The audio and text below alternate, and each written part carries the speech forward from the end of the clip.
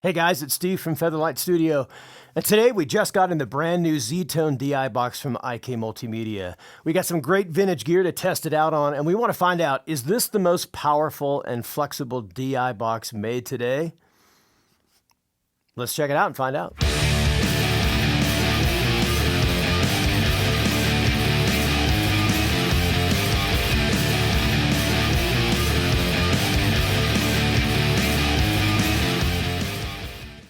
The very first thing you notice about the Z-Tone is the build quality. It's designed and built in Italy, and everything about that shows in its construction. On the front panel, we have a 1/4-inch instrument input, followed by a link or through output. We have a power LED, a variable control gain knob, and then we've got the Z-Tone tone shaping panel. On the back, we have our 9-volt battery compartment when we're not phantom powering the device. We've got a high Z unbalanced output that separates this from almost every other DI box out there, as well as a low Z balanced out, a ground lift switch, and a negative 20 dB pad we can use. All right, so basically up till now, it sounds like a pretty nice direct box. If you got a good quality passive direct box or a good quality active direct box lying around, you can get a good signal from your bass or your guitar into these, and you're gonna get a good clean hum and buzz-free signal out of them. So what's the difference? Well, the difference is the Z-Tone is both. It's both of those DI boxes in one incredibly well-made box. You can choose either active or passive pickups right here on the front, which means you can plug your guitar or your bass or even line level signals into it and not only get a clean hum and buzz-free output, but you can adjust the gain. And that's a game changer right there. This gain knob allows you to get the perfect level to tape. It doesn't affect what goes out the link output. That's the part that goes to your amp. It only affects the outputs here. And that's good because it means you still have total control over your signal at your amp and pedal level. So you can change your pedals all you want and your amp all you want. You still have total control over that. But the send to tape is perfect because of this. The other thing that's a game changer is the Z-Tone part. This allows you to experiment and get exactly the tone you want. So straight up in the middle, it is a faithful recreation of your exact guitar tone. But more to this side, you get a sharper, more focused tone. And more to that side, you get a bigger, bolder, kind of beefier tone. And in addition, you can change the preamp. So the Pure is utterly faithful, and the JFET one is a little more mid-range harmonic. So you got a ton of tonal control over the signal that not only goes to tape, but also to your amplifier. Because this, unlike this knob, does affect the part that goes to your amplifier. And that's a good thing. It means you're not gonna have any surprises. You dial in exactly the tone you want and it gets recorded to tape in addition to being sent to your amplifier or your pedals. So you got a ton of control over that. Let's find out a little bit more what this thing actually sounds like.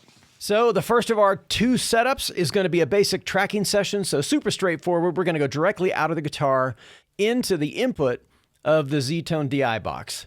From here, we can see the LED power button is on, and that's because we're phantom powering the device through our XLR cable in the back here, and we're not using our 9-volt battery. We can also adjust the ground lift and pad switches as we need them, and then we can adjust the gain that goes to our recording hardware directly from the front of the unit. Super handy here. The Z-Tone gives us a ton of tonal shaping options.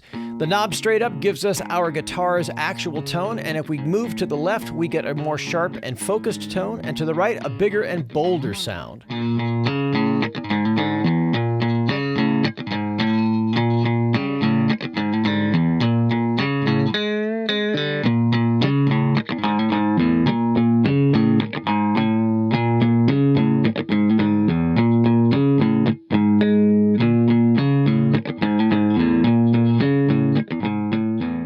And finally, we're going to plug into the link output. And from here, we're going to go straight into the input of the guitar amplifier.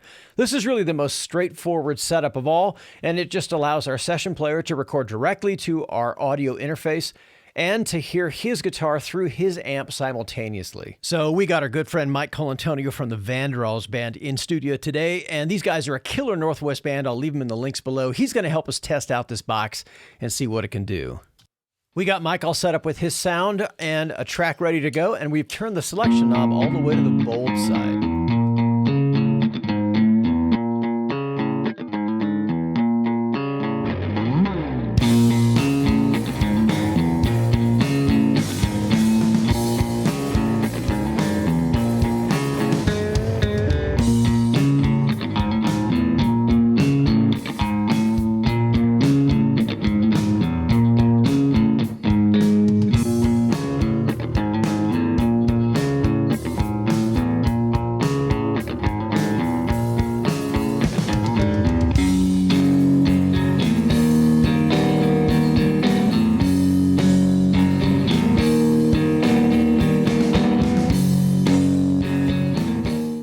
In this next tracking configuration, the setup is going to be a little bit more involved.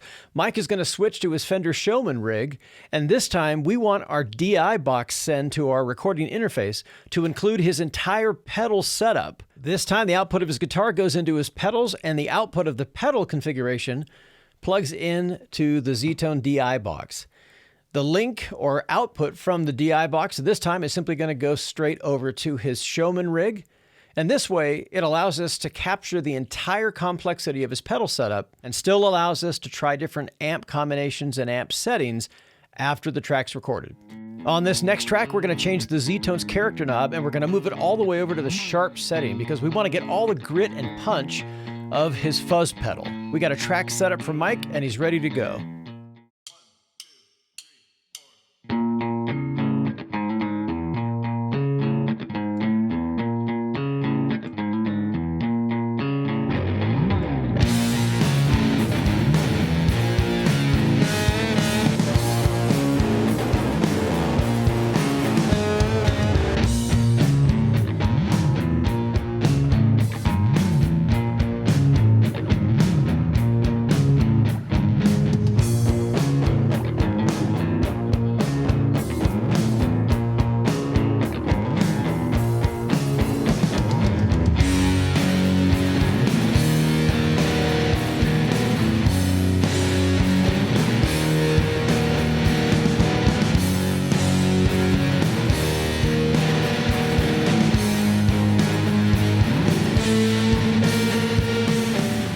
All right, so if you just want to track straight into your computer and get some killer guitar tone and then play it back through like Revolver or Amplitude or Guitar Rig or whatever, this will do a great job of that.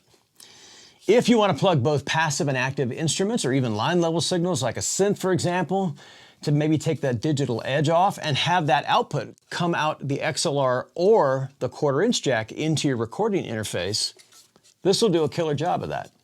If you want total control over the tone you're building, and you want that result to come out both the recording outputs and the level that goes to your amplifier so that you have total control over the sound you're building and there's no surprises, this will do a killer job of that. But in order for this to be the ultimate high-quality studio sort of Swiss Army knife, it would have to be capable of what's called reamping in the real world, not just in software. So I've done a really extensive video on what the process of reamping involves, and I'll leave that in the cards above. But the short end is this. You record into your computer, and then you come back out of your computer and go into what's called a reamp box. And companies like Radial and other people make reamp boxes. And then from there, it corrects the impedance and goes straight to your amplifier. Now, your performance has already been perfect. It's already edited, it's already exactly the way you want, and it goes straight to your amplifier where you can play with it to your heart's content and get exactly the tone you want out of your actual amplifier. And then you mic the result. That's what it would take for this to be the ultimate studio Swiss Army knife. So the question is, can we use this output jack and go back out this and actually reamp in the real world? And the answer is, hell yeah, it can. Let's check it out. Our good buddy Mike from the Vanderwalls Band has finished all of his recording from the sessions we did yesterday. And today we've reset up the amplifiers in our isolation booth. So we want to find out how the Z-Tone handles reamping in the real world. First, we're going to leave the mic cable plugged in just to provide phantom power. And we're going to take that 1/4-inch output jack we talked about earlier, and we're going to plug a cable from it into the input of our amplifier. Next, we're going to take an output from our audio interface, that's the track we recorded, and we're going to plug that into the input of the Z-Tone itself on the front.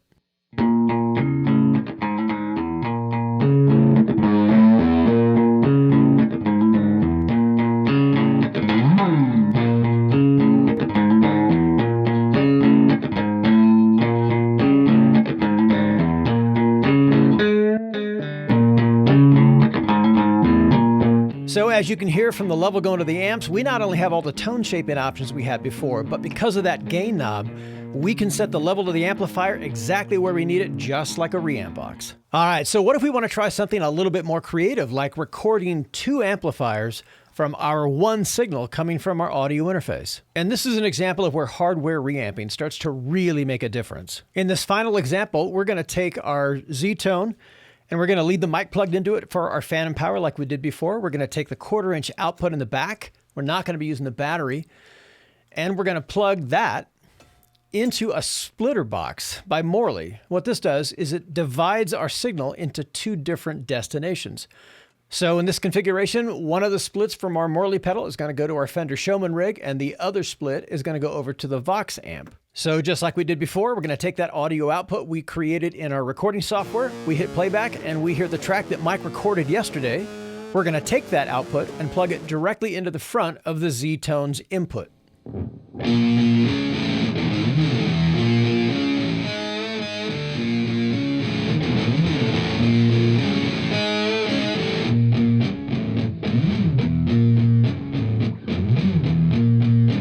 So, as you can hear from the levels being sent to the amplifiers, we have exactly the same amount of control as we did in the previous setup, and because of the gain knob, we can get the exact level to those amplifiers that we need.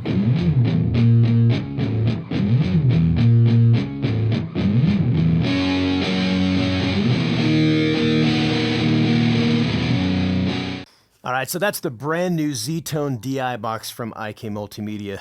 Man, this thing is a beast. Multiple tone shaping options, tons of ins and outs, and the ability to reamp all in one incredibly high quality chassis, handmade in Italy with quality components throughout. This thing is tough to beat, and there's really not much anywhere near its price point.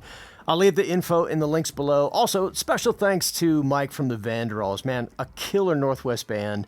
Check them out. I'll leave them in the links below as well. Hey, if you learned something or if this was helpful in any way, please remember to hit the subscription and notification bells, and we'll catch you guys in the next video.